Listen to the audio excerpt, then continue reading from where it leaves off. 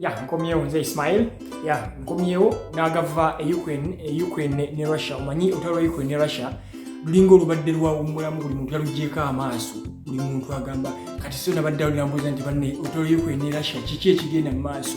Kiki ekigenda mu maaso? Russia eri etya, Ukraine eri etya, okitegeera? So n'ensalawo nzigye mbawe kuki ekigenda mu maaso. Kati mawulire gennyinawo agava Ukraine ne Russia mumanyiko ebintu ebigenda mu maaso ennaku zino. Waliwo ntandikire ku battlefield ekiri ku lutalo lwennyini. Mu lutalo Abarussia ne Ukraine bakyalwanira ddala, wabula mujjukira abadde bagobera emiti ewabera gye bayita Aba-Ukraine bagezaako kola gye bayita counter offensive, baali bagyetegese badde yogerwako nnyo mu mawulire. Ukraine bagiwadde buli kimu ne bagamba bagenda kukola counter offensive mu summer. Ne bagyogera bwe saawa babeera nga bagyongeza basooka simanya otomo simanya biki mpaka byatuuse neremerera.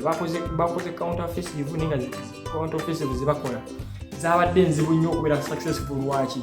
Abarussia ebitundu bye baali bawamba baali beetegese, kubanga Russia bwe yalwana nerwana yatuuka ekiseera neraba nga abasajja bano balina resistance y'amaanyi, nesooka eteekamu pause nezimba ze bayita defense lines. Abazungu bagamba nti Abarussia olwo bayita General Solovikin bagamba nti specializing mu ekyo nti Abarussia defense line y'Abarussia baba bagikoze yakopye mu second world war nga balwanyisa Hitler ze bakozesa, nti bakola defensive line nga 3 okuziyitamu okutuuka ku last line of defense. Olina kuba musajja. Ekyokubiri, Ukraine teyina air power, nti ennyonyi za Ukraine ereetayo ezimu nezo ezisinga bazikuba.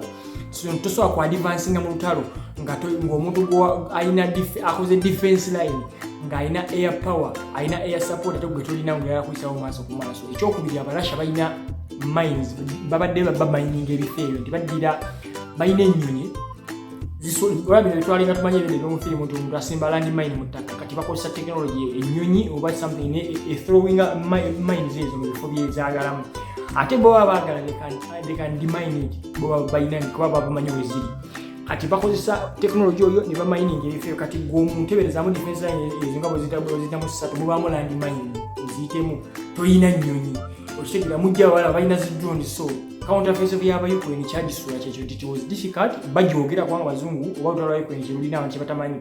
Abazungu balukozesa for PR kufuna abali mu military complex oba abalina companies ebyokulwanisa eziba Lockheed Martin abakola ezo air defense systems, ennyonyi biki, tanka Abraham biki ezo babikozesa kufuna sente lwansonga. Mujjukira bagamba nti counter offensive egenda kujja, babeera nga bagamba ensi zibeere zisindika ebyokulwanyisa. Simanyi Poland, Czechoslovakia, buli muntu eyasindika nga mwagenda mukiwuliza abeera nga agamba nti ayagala kusooka kumanya bajja muddizaawo.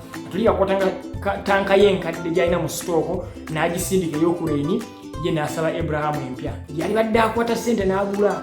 Okitegedde? Kati ate bw'eva mu America nga bamulipuleesingiddewo eri yevudde tebireewo bwerere. American budget nga kyovola sente bagamba musimanyi kwe bagiwadde billioni bakagiwa billioni zigenda mu bisatu. Actually ina mu billioni oba billioni 10 sente nyingi nnyo naye zisinga zibeera mu ebyo. Ennyonyi basindise tanka 10, Germany ewadde Ukraine tanka 10, Germany bagenda giddizaawo. Gundi Poland ewadde Ukraine bize ennyonyi zimanya eba miji biki, America egenda giddizaawo simanya aba F-14. Okitegeera? Kati nga America eri basasula. So tebayina ekigendwa ky'olutalo. Abantu abasinga kye batamanyi America bano kufuna ssente bano Aba-Ukraine balina mugaso era bajja kutuuka basuulewo kyemanyi gendaga ssaawa zino nti olutalo mululaba ssaawa zino lulinganga oyinza n'okulowooza nti luliiyo. Kitegeera? Lwaki? Aba-Ukraine omulimu gwabwe baali bakozesa gwegwo, ssente bazifunye batankudde embeera bassa Abarussia, America kye baagala batunze ebyokulwanyisa. Olutalo lujja kutuuka baluveemu era kino nkiba buli alaba vidiyo eno. Ebiseera si byawala nnyo ojja kulaba nga Ukraine egambye eyagala kutiisa ne Russia kyeyali eyagala from the start bateese olutalo luggwe Ukraine bagigaana Aba-America n'abanyi. Naye kati ssaawa zino bagenda givaamu lwa nsonga. Olutalo lwazze Isirayiri abazungu bano oba Aba-America n'abazinesi z'abazungu zigenda kikusanga excuse. Babadde bulijjo baagala kivaamu kubanga kibadde kyagala badde bakisipendingako sente nnyingi. Okimanyi nti gavumenti ya Ukraine yonna okuviira ddala ku mukozi asooka wansi bajeti yaabwe balabirira eva mu America n'Isirayiri. Kati muntu kyasooka okulabirira eva nga mutona kyozza atuuka ekiseera n'akoowa akuwa ebyokulwanyisa akuwa ebyokulya asasula omusaala. Okitegeera? Andi waliyo corruption mungi. Omuntu alina corruption tozaga nti ojja mulabirira buli ssaawa. Osinga miliyoni 10 ne zibulya mu bbanga abalala bagati balina kyakulya ate olwokuba gwe abasindika mu lutalo olina okubeera nga olina okubeera ng'obalabirira wadde baba bazibbye ng'okimanyi kati baatuse ne bakoowa ssaawa yonna bajja bavaamu kati mbadde nkugamba nti olutalo luli bwe luti olutalo lwa story nga Russia ebadde mu defense ennaku zino yatandise okukola advance ndala mu kibuga kya Madiivka egezaako okukola advance kisuubirwa nti eyagala eddemu erinze kuba yabalinda ne bakola counter offensive zibadde nnyingi nnyo nebaga kigamba nti akafiirwa just mweno counter offensive yokakuluka kuba myezi ng'esatu ebiri yakafiira abantu abali mitwalo ng'asatu abajasi mitwalo ng'asatu oba abajasi baba bangi nnyo so abalasha bujjo baali baagala ekyo balinze bamale nga bwagala nti omuntu okukooya totta kibi nga tekinnabakkenenya basooke babakooye babamaleko amagye moralo bagikakkanye kubanga omuntu akuyamba baba balaba nti olina advance atuleesa nakakana that is exactly what you see ssaawa zino nti support egenda kukendera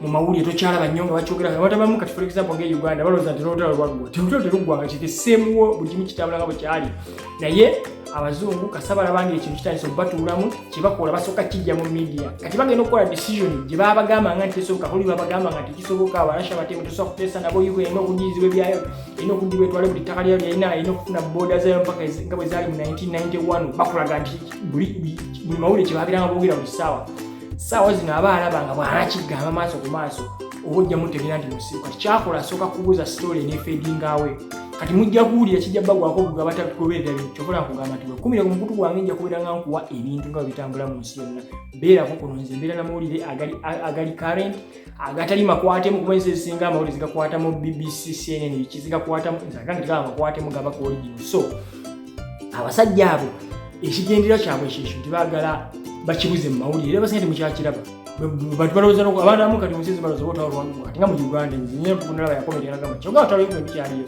because now they decided bajja ddujjawo olwere nga temukyalukola ki temukyaluwulira bamale bafuusinga Ukraine etaze kuba bajja gigamba oba toteeseza fe tugenda kuviira fe tugenda ate kutaasa Middle East so otalo Middle East lina lwapulenze kinene nnyo kyokala abantu abalowooza mbu ate Putin abiri mu wiki zino si kituufu nti Putin akirimu it was just a blessing this guy ate ekyakireeta Russia kuba lutalo kuba Russia ekigendero kyayo abantu abasinga abantu balowooza mbu lutalo lwa Russia mbulugiremye lwaki lutute ebbanga ddene abantu batamanyi nti Russia olutalo lyalwagala lutwala ebbanga ddene because with the time abantu bajja kubanga Russia teyagala kukola Israel kyekule Palestine kuba buli muntu emutte Abayukraine baganda baabwe bo ekigendero kya Russia kyali nti they want to force baagala okuforcinga Ukraine etule ku mmeeza bateese bakkirize Russia kyeyagala ekibagamba oba tokimanyi Russia yagala Ukraine eve mu NATO egambe tejja kunyira mu NATO tekewo n'ekiwandiiko ejje amagye agali foreign ku ttaka lya Ukraine ekkirize abantu aboogera Russia baboogere abantu the Russian speaking people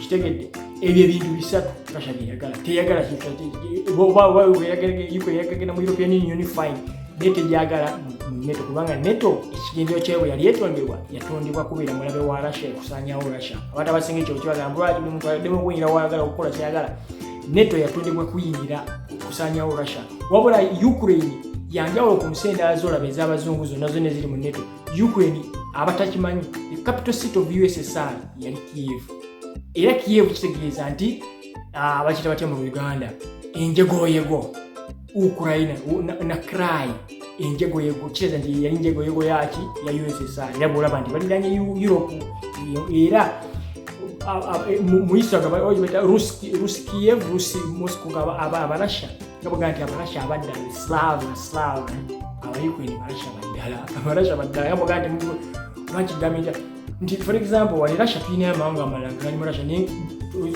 they're not Russians but they're in Russia for example Abakazakhstan Abachechnya si ba Russia ni bali mu Russia naye abalasha bw'ogamba nti Slav brothers Abayukraine baganda ba Russia so ekuba nkudde abantu bamu family wamu n'obakyankalanya kati Russia yatesobola kikkiriza era ekyo bonna abantu babula simanya Russia yekuba gye yagenda negenda musimanya teyagala Ukraine engire mu NATO Sweden eyingidde mu NATO Finland abo nabo netulabirako baganda ba Russia they were part of Russia nga bwalaba tugeze nga Chechnya ekiri part ne blood religion culture language it is Russian era Ukraine eringa nga duplicate ya Russia era alina obudde genda okwerolabe nti everything era omu Ukraine bwaba buli mu Russia awulira just mbeeramu ebigabo laba olusuga n'Oluganda bwomugamba nti oli nakicyangacangamu but it's the same so olutalo lwa Ukraine lukyagenda mu maaso. Russia yetegese, they are waiting for their moment to attack again. They have started to call a counter-offensive now because olutalo support egenda again ensi ziyaganye. Of recent mu America balonze House Speaker bamwamulidde.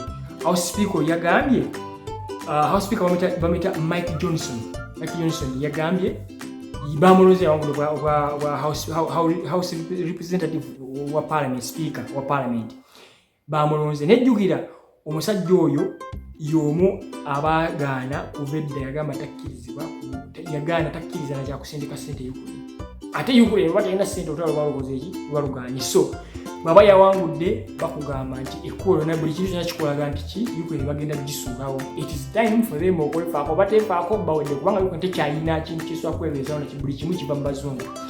Slovakia balonze prime minister naye yagambye tadda bamita Robert Fico yagambye taddamu kuwa military assistance oba buyambi bwa byalwanyisa Ukraine okitegedde nga atuukiriza ekisuubizo kyewa mu kulonda okitegedde kati ebintu ebyo byonna bwewulira obubonero bwewuli obulaga kubanga abazungu bajja kwekwasa nti bagenda wa bayamba Middle East bayamba Israel kubanga abazungu nabo nga bolaba Ukraine ne Russia abazungu bakugamba nti Israel nabo muganda waabwe kubanga they are the one bebateekawo ensi eyo bebagitondera ensi ya Israel kati baginako obuvunaanyizibwa bonna Israel terina kuvaawo balina ogitaasa mu ngeri yonna so ne Ukraine ne Russia bali so okuyamba owebbali ngawewo waali logically wena soka wa mu nyumba so bire bulungi ka video ka sharing comment buuza kyagala okubuuza olutalo lwa Russia oba Israel ne Palestine ne Gaza byonna nja kubanga nkola ki nkuddamu